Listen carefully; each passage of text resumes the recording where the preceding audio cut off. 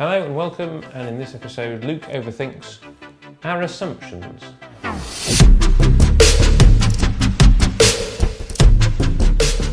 Welcome to this episode. Yes, I did say last week it was going to be a little bit different, and no, in spite of appearances, it's not a review of this Doctor Who board game, Time of the Daleks. That's coming next week. I've just set this up already and I'm filming, so this is going to be in front of you. But stick around to the end of this episode for an announcement about this.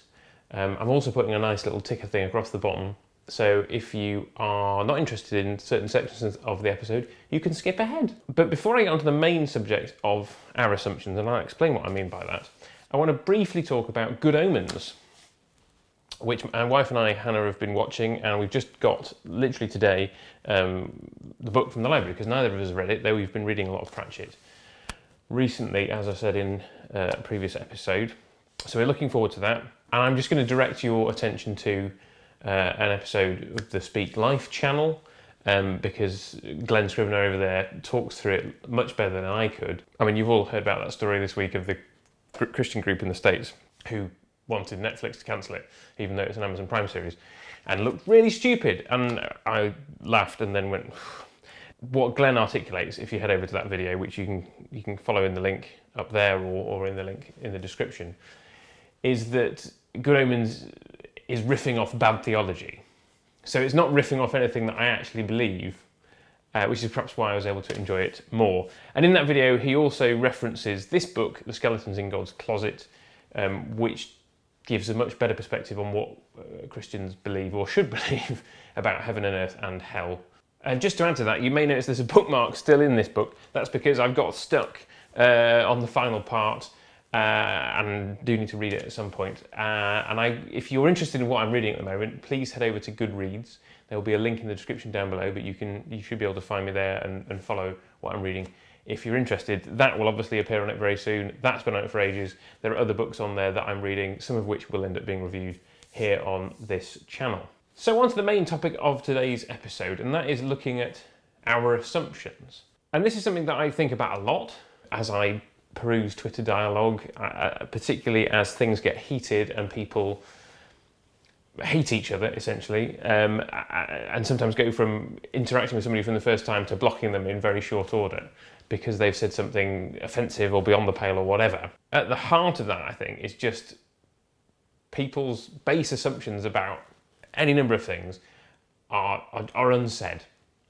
And so people end up talking past each other. This was illustrated at a networking event I went to earlier this year, and the guy who was speaking at this event gave us one of these puzzles, and I'm sure you've been involved in something similar, around the idea that there's 7 or 8 people trapped in a cave underground, the water's rising, they've got so many hours before they all die, and you're leading the rescue efforts, and the faster you can decide who to rescue first, the more people you save.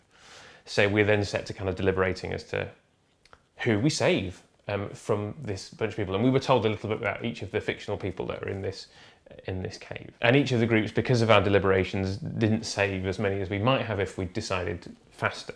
And the thing that struck me, and as I probed and asked some questions of the guy who was leading this, because I wanted to find a bit more information about these people before I made my decision, the thing that struck me was that there were 3 big assumptions that seemed to underlie the whole of our conversation, which were unspoken.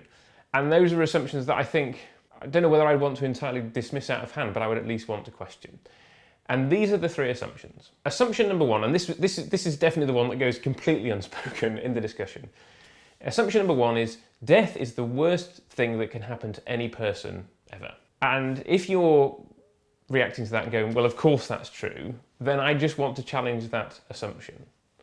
And also to suggest that actually you might be in a minority of people on the planet. Not that that's a bad thing, but I'm just wanting to kind of lay that out there, that you're probably in a minority actually of people who think that. Why do I say that? Well, the vast majority of the world's religions believe that death is not the end, that there is something afterwards. Certainly Christianity and Islam and Judaism think that.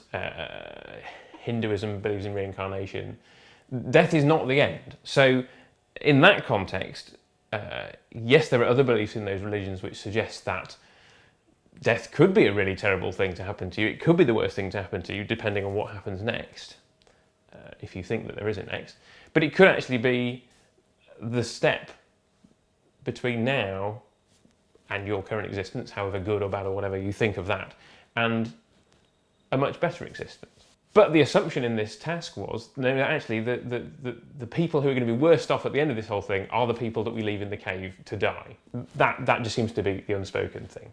So that's assumption number one. Assumption number two is you have to save the child. And in this case, because the child had a parent with them, you have to save the parent with the child because family is important. And this is the second time I've recorded this because Good Omens keeps falling over, and I'm just going to put it there. This is definitely one for a discussion in the comments. If your assumption is definitely out of all these people and everybody else in the party was an adult of a variety of ages and genders and abilities, is it because of the child's innocence? Somehow the child is more deserving of another chance at life?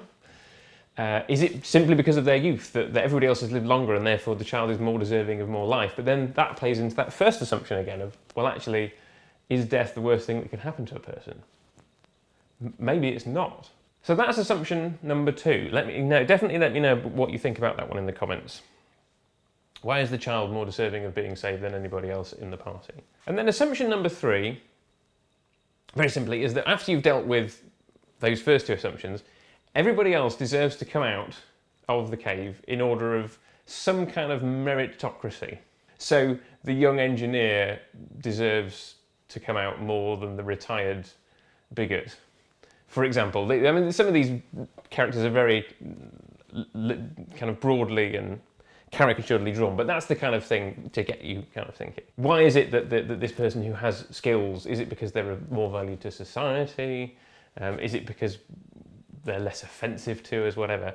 But there seems to be very much kind of, once we've dealt with saving the kid, everybody else gets in or out based on some kind of merit. And that's deeply unsettling to me. And again, this is probably coming back to my own Christian faith. That goes very counter to what I believe that God says about it, that somehow our worthiness of being saved or not is anything to do with us, or is anything to do with anything that we've done or not done, or a particular capacity that we have.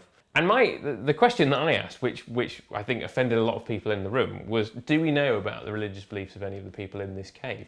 Not because I thought that should mean that we save them or not, but actually I wanted to know, well, if there's a Christian down there in particular, actually I might let them stay down there because I would know that their belief says, well, actually death's not the worst thing that can happen to me. And that was the way in which I challenged that assumption. So there are your three assumptions. Death's the worst thing that can happen to a person. I don't agree. You should save the kid.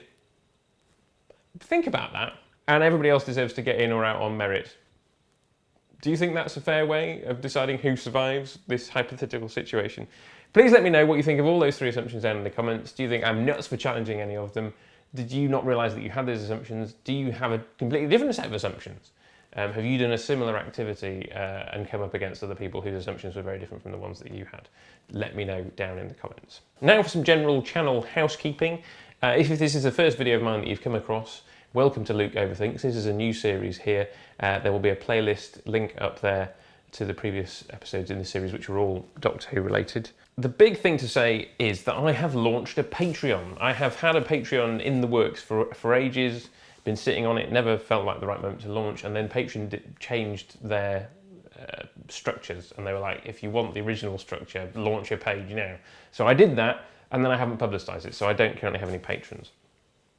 The reason that's relevant to you guys right now, please follow the link down below, go over to my Patreon page, check it out if you want to support me in any way. I would be most grateful and honoured if anybody does. But if you support me at a particular level, then you will start to be able to watch these episodes a week early, which means if you want to see the review of this game, rather than waiting a whole week till next week, and I'm sure you can all wait that long, there's not going to be any special videos that only patrons get to see. It just means that you get to see them earlier than everybody else.